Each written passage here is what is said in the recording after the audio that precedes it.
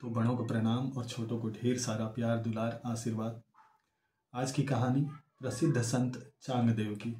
कहा जाता है कि ये एक ऐसे संत थे जिनकी आयु 1400 वर्ष की थी और वैदिक काल में उन दिनों चांगदेव बहुत सारी सिद्धियां अर्जित कर चुके थे।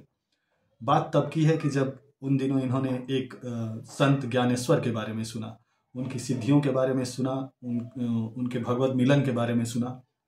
अब संत चांगदेव ने सोचा कि उनको पत्र लिखूं। तो संत चांगदेव जब पत्र लिखने बैठे संत ज्ञानेश्वर को, तो उनके मन में एक दुविधा थी।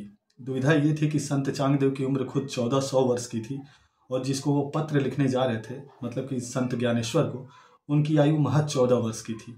तो ऐसे में चांगदेव यही सोचा करते थे कि शुरुआत कहाँ से करूँ, उनको पूज्य लिखूँ, आदरणीय लिखूँ, क्या लिखूँ। तो उनको कुछ समझ में नहीं आ रहा था। कहीं ना कहीं वो इस दुविधा में थे और इसलिए तमाम सोचने के विचारने के बाद उन्होंने उस पत्र को कोरा ही रहने दिया। मतलब एक कोरा कागज वो वैसे ही उस कोरे कागज को मोड़ करके और संत ज्ञानेश्वर के पास भेजे। संत ज्ञानेश्वर की बहन थी, बहन मुक्ताबाई। मुक्ताबाई ने जब पत्र को देखा और तो संत की भाषा संत समझ ही जाते हैं, वो समझ गई कि कहीं ना कहीं संत के अंदर अभी भी अहंकार है, संत चांगदेव के अंदर। तो उन्होंने उनको संदेश भेजा कि तमाम सिद्धियां और ज्ञान प्राप्ति के बावजूद आप कोरे के कोरे ही रह गए। अब ये बात संत चांगदेव को बहुत बुरी लगी। उन्होंने अपनी सिद्धियों को दिखाने के लिए, अपना ज्ञान दिखाने के लिए, अपनी तमाम साधना को दिखाने के लिए क्या किया, तो एक शेर के ऊपर सवारी की और सांप का चाबुक बनाया और उस चाबुक से उस शेर को हाँकते हुए वो संत ज्ञानेश्वर के पास मिलने के लिए पहुंचे। जब संत ज्ञानेश्वर को ये बात पता लगी कि संत चांगदेव शेर की सवारी करके और सांप को चाबुक बना के मुझसे मिलने आ रहे हैं, अपनी सिद्धियों का प्रदर्शन करने आ रहे हैं, उस टाइम ये वो एक शिला के ऊपर बैठे हुए थे। बहुत बड़ी शिला थी। तो उन्होंने उस शिला को ही चलने का आदेश दे दिया और कहते हैं कि संत ज्ञानेश्वर के आदेश से वो पूरा पहाड़ ही उठकर चल पड़ा।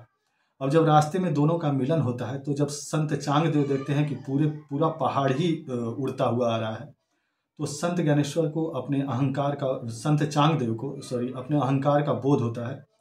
वो सोचते हैं कि मैंने तो एक जानवर को बस में किया है, जानवरों को बस में कर करके और मैं चल रहा हूँ आगे, लेकिन जिसने प्रकृति को ही बस में किया है वो सचमुच मुझसे महान है। कहते हैं कि संत चांगदेव वहाँ से उतरे और दौड़ करके संत ज्ञानेश्वर के कदमों में गिर गए और उन्हें अपना गुरु स्वीकार किया।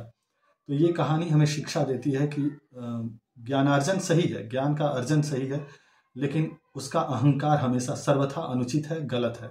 आपके अंदर थोड़ा ही ज्ञान है लेकिन अहंकार नहीं है, तो वो ज्ञान परिपक्व ज्ञान माना जाता है। एक दूसरी कहानी, बहुत छोटी सी कहानी, ये मेरी इष्टो की कहानी है। कहा जाता है कि मेरी इष्टो को पूरी दुनिया जानती है महिला स्वतंत्र अधिकारों के बारे में लड़ने के लिए, एक प्रख्यात लेखिका के रूप में, और महिला के अधिकारों के लिए लड़ने के लिए एक महान समाज सेविका। मेरी इष्टो को इन कार्यों के लिए हमेशा याद किया जाता है। तो इनकी रुचि इस तरफ कैसे हुई, तो कहा जाता है कि अपने समय में जो वो एक नवयुवती थी, तो वो इतनी सुंदर थी कि उन्हें अपनी सुंदरता का अहंकार हो गया। वो बराबर अपने आप को निहारा करती। उनके पिता को शायद ये बात पता चली और उन्होंने उनको एक ही बात बोला कि देखो बेटी, अगर मेरी मानो तो मैं तुमको एक ही बात समझाता हूँ कि ये जो सुंदरता है ये प्रकृति की देन है, ये अक्षुण नहीं है। अक्षुण क्या है, तो मानव का स्वभाव है। अगर सुंदर बनाना है तो अपने स्वभाव को बनाओ। अगर तुम रूप की सुंदरता पे मोहित हो रही हो, तो 60 साल में भी, जब तुम 60 साल की हो ना, तब भी अपने आप को शीशे में देख करके और इतना ही गर्व महसूस करना, तब तो तुम मानना कि तुम सुंदर हो। पिता की बातें एक बेटी को लग गई, उसका मर्म समझ में आया और कहते हैं कि मेरी इष्टो बाद में एक प्रख्यात समाज सेविका, महान लेखिका और महिला स्वतंत्र अधिकारों के लिए लड़ने के लिए तत्पर हुई और बहुतों को उन्होंने न्याय दिलाया। पूरी दुनिया उनको इस रूप में जानती है। एक तीसरी कहानी, कहा जाता है कि कर्नाटक में एक छोटा सा गांव, जहां एक सुखी दंपति अपना जीवन यापन करते थे।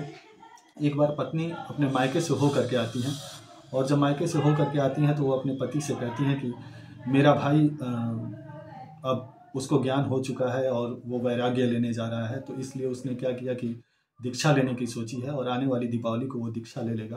तो इससे पहले उसने सोचा है कि जितने भी उसकी जितना संपत्ति है उसकी वो चाहता है कि उचित व्यवस्था कर दे। तो दीपावली से पहले इसी कार्य में वो बिजी है और आने वाली दीपावली को वो दीक्षा ले लेगा।